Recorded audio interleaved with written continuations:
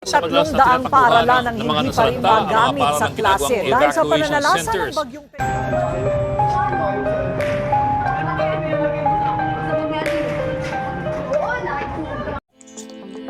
According to Hussein 2023, climate change has had a profound and lasting effect on student education and their future development. Not only does climate change have an impact on environment, but it can also have a negative impact on educational systems, from curriculum changes to increased disruption in school buildings. Ano ang maaaring maging epekto ng kawalan ng sapat na edukasyon sa climate change? Ang kawalan ng sapat na edukasyon tungkol sa climate change ay maaaring magdulot ng kawalang kamalayan sa mga sanhi at epekto nito. Magkakaroon tayo ng mga bagay na magagawa natin na hindi natin alam na malaki pala ang maaaring maging epekto para sa kalikasan natin. Una na din yung simpleng pagtatapon sa kung saan-saan. Kung hindi natin alam or wala tayong sapat na kaalaman tungkol sa ganon, maaaring makaapekto ito ng pagbaha. Yung simple pa lang na hindi pagtatapon sa tamang basurahan, may malaki na siyang magiging apekto tungkol sa ating kalikasan. Bilang isang guro at nagtuturo sa mga kabataan, especially sa elementary, napakahalaga na maituro ang tungkol sa climate change para ang bawat isa ay magkaroon ng awareness kung ano yung mga dapat gawin, yung mga tamang hakbang upang hindi makadala sa masamang epekto ng climate change. Paaralan, our school is one of the contributor po sa pag-aano ng knowledge, pag-disseminate ng knowledge. So, kapag na-implement natin, like sa atin ngayon as college students, which is dapat hindi lang sa college tinuturo or tinuturo siya sa LM school pero hindi siya yung as in malalim kasi nga inaayon nila dun sa parang IQ ng mga bata, pero dapat din kasi bigyan ng importance para nga ma-address kasi hindi lang naman college students dapat yung if you're gonna ask me, dapat meron din mga advertisement lang, hindi yung about lang sa mga literal na advertisement or marketing. Dapat meron din yung mga advertisement yung government. Kasi dati may nakikita ako ngayon, like, hindi nag-aano. Kasi dati may nagkakameron diba ng songs like yung sa Pasig, about yung sa Ilog Pasig, na anak naman ng Pasig kayo, mga ganun. Ibig sabihin, dapat meron din, for me lang, na dapat meron din na about na nag-address sa climate change.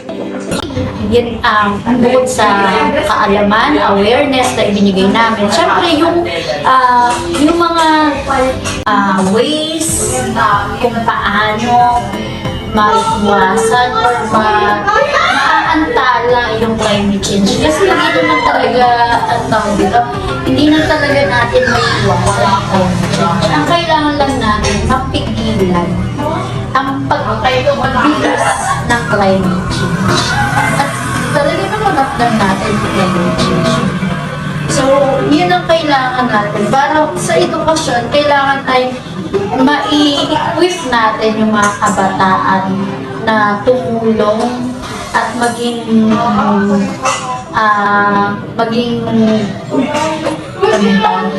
advocacy namin, lalo ng mga kabataan na yung climate change ay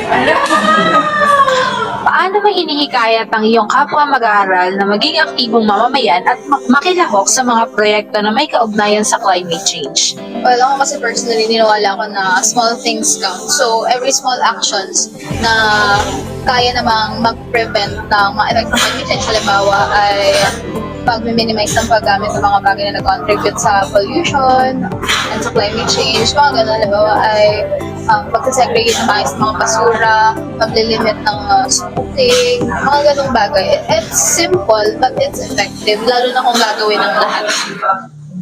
Climate change poses a serious threat to the education sector globally. Addressing this challenge requires a comprehensive and coordinated approach that prioritizes education as a key component of climate change adaptation and mitigation. By investing in climate-resilient education system, we can assure that all children and adolescents have the opportunity to learn and thrive in a changing world. For decades, political policies have prioritized economic growth over environmental protections. Subsidies for fossil fuels, lax regulations, and delayed action have contributed to today's crisis. These decisions, driven by short-term interests, often neglect long-term consequences.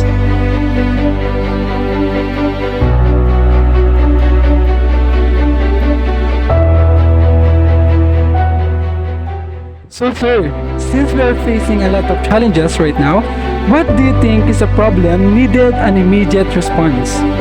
So for me, we need a leader who prioritizes sustainability over profit. So it means politics is the key to the systematic change.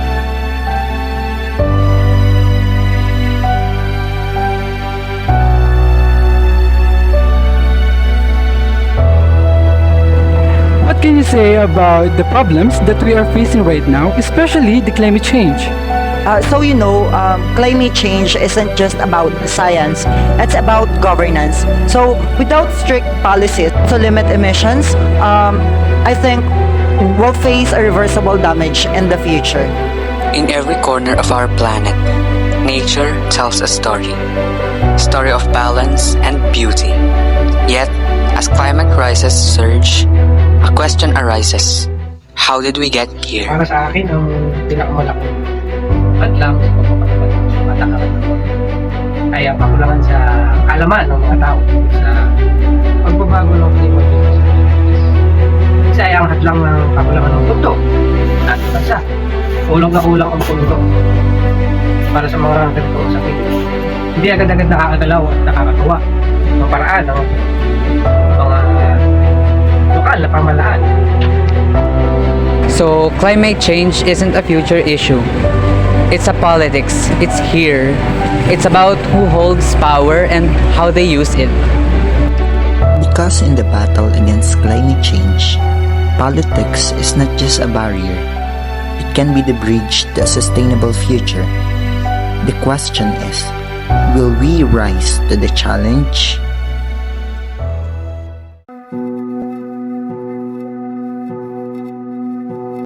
Climate change significantly impacts food vendors and related businesses.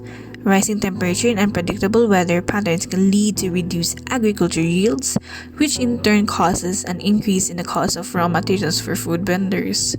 This can affect pricing, making it more challenging to maintain profit margins. Extreme weather events such as floods and typhoons can disrupt supply chains, leading to shortages of key ingredients and affecting business operations. Food vendors often rely on outdoor spaces such as markets and street stalls. Extreme heat or heavy rainfall can reduce foot traffic, leading to decreased sales and revenue. Additionally, the increased cost of energy for refrigeration and cooking due to higher temperatures can raise operational costs. Health concerns also play a role. Higher temperatures and changing climates can increase the risk of foodborne illnesses, leading to stricter regulations and the need for improved food safety measures. This measure can add up to operational expenses for food vendors.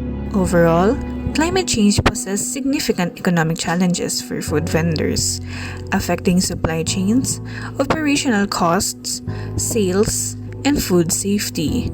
Adaptation and resilience strategies are crucial for these businesses to navigate the evolving climate landscape.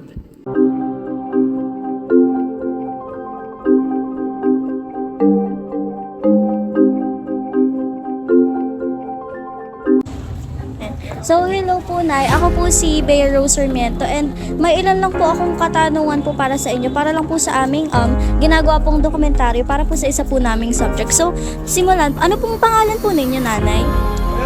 Ako ba pangalan ko? Yes po. Marilyn Billion.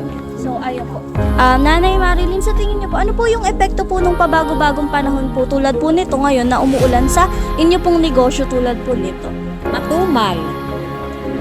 Mahina ang negosyo kasi wala masyadong tao. Ay, halimbawa po, super tagal na po nung ganito pong panahon, Nay. Nakaka-apekto po kaya siya? Ay, oo, naka-apekto. Paano po kaya siya nakaka-apekto? Matagal siya hindi natilam. Wala masyadong mamimili. At yung iba naman mga trabador na mga construction, walang trabaho. Ganun lang yun. Pag mainit, kapag trabaho ang tao, makakapaghanap po. Axel X Conde po. Ano pong pangalan ng shop? Samantha Excelestin RTW Shop. Ano po sa tingin niyo yung epekto po ng pabago-bago pong panahon, like uulan po o init ganun sa inyo pong business? Isa sa mga epekto yung pag ganyang maulan, kasi di naman halos lahat ng tao laging lumalabas, lalo kung maulan. Pag maulan, so parang medyo nababa yung sales. Hindi siya ganun tulad ng mainit na labas ang mga tao, na binabili pa rin naman kahit papaano, pero hindi siya tulad nung panahon na maganda, na nakakalabas yung mga tao, na mas maayos yung sales kaysa sa naulan. Ang pagbabago kasi nung last year, maganda kasi gawa ng tag-init, tapos ngayon pagpasok nitong taon ay maulan na, kaya medyo bumaba ang kita. So, paano po nakaka-apekto ang pagbabagong panahon po sa presyo ng mga paninda niyo po? Sa presyo ng paninda ko kasi wala namang pagbabago, nasa flow ng tao. Kung pag matao, mabenta.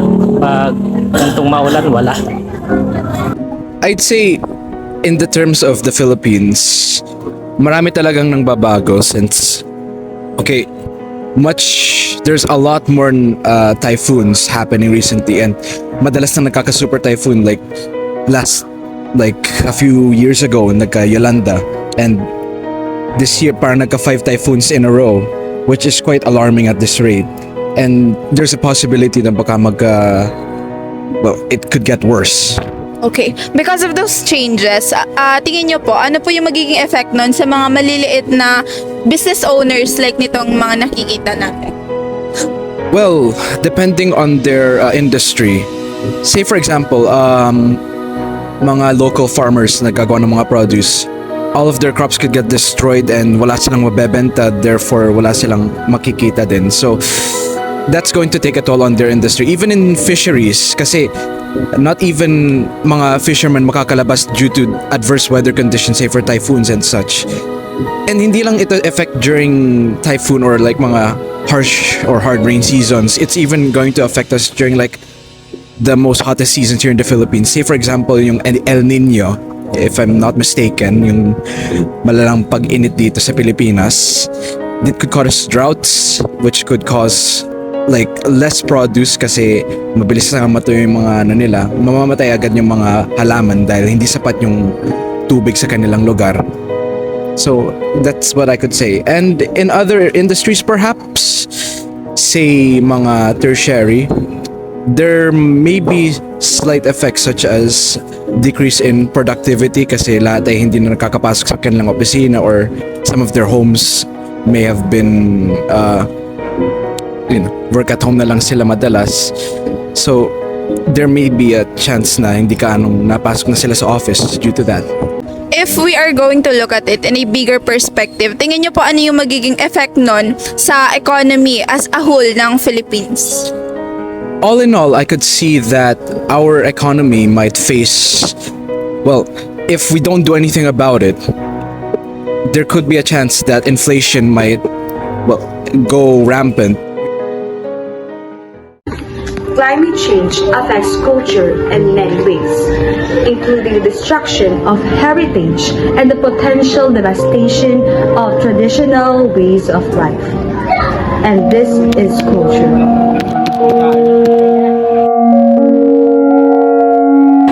There are lots of denominators of climate change, but little do we know that our future could be at risk also because of climate change. Did you know? Climate change is one of the major challenges of our time. This is also true for the cultural and natural heritage of humanity.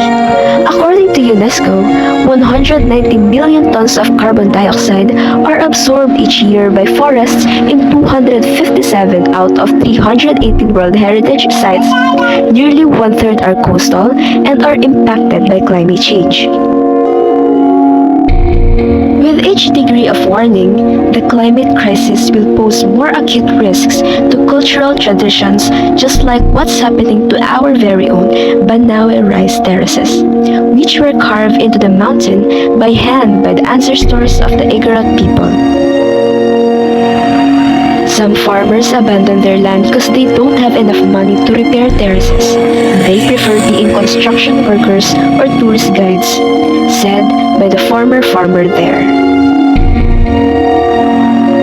But why is it important important to talk about because many people are dependent on ecosystems and natural resources that are prone to severe climate impacts. According to the Intergovernmental Panel on Climate Change, the climate change is a threat multiplier and will disproportionately impact communities that's already under external pressure by economic development projects, political conflict, and other social and demographic factors. Ako po si Marites Esteves. Sige, ito po ang tanong ko sa inyo. Sa tingin niyo po, paano po natin mapapanatili ang ating kultura sa kabila ng pagbabago ng ating klima sa bansang Pilipinas? Mapapanatili. Siguro, huwag pa rin naman kalimutan. Kumbaga, ganun pa man ang nangyari, pagpatuloy pa rin kung ano yung nakagalian, kung ano yung nakasanayan, para at least hindi siya mawala, hindi siya tuloy mawala. Kumbaga, gagawin pa rin ng paraan para magawa pa rin yung ganun, yung kung ano yung nakasanayan ng mga tao. Kaya magkalimutan, gawin pa rin kahit paano. Hindi man tayo, pero yung iba. Indigenous populations and farmers are among the most vulnerable groups affected by the climate change.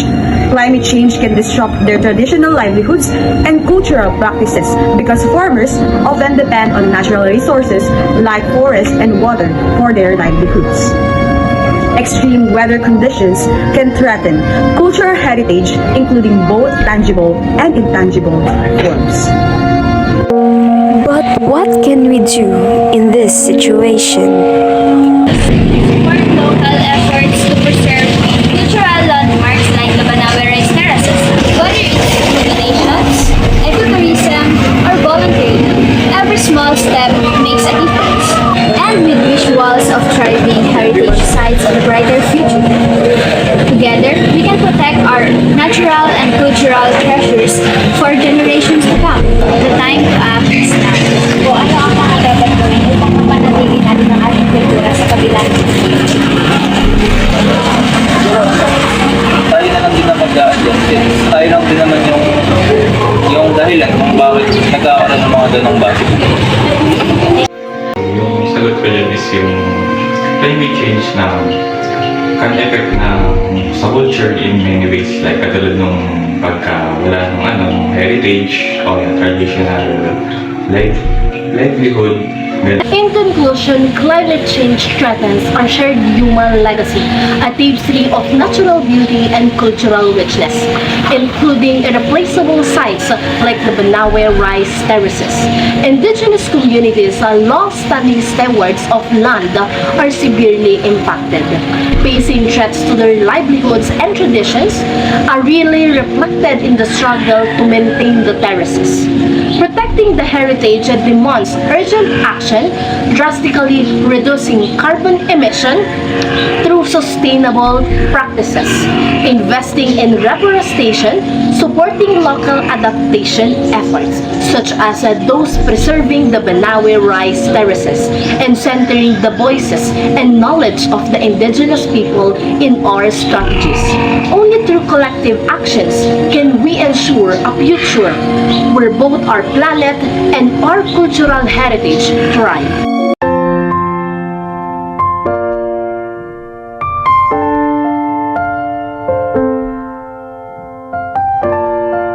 As we stand at the crossroads of environmental and social challenges, climate change is no longer a distant threat. It is a reality that touches every aspect of our lives and systems.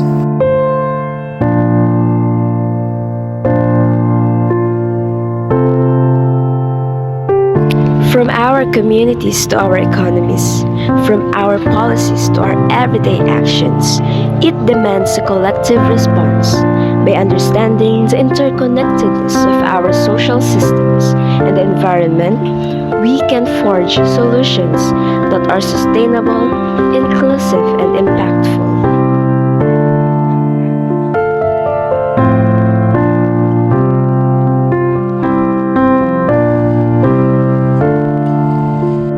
Together, we hold the power to turn awareness into action and challenges into opportunities.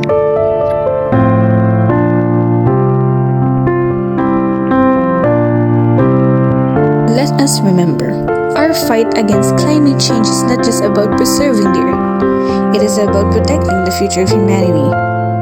The time to act is now, for every decision we make today shapes the world of tomorrow.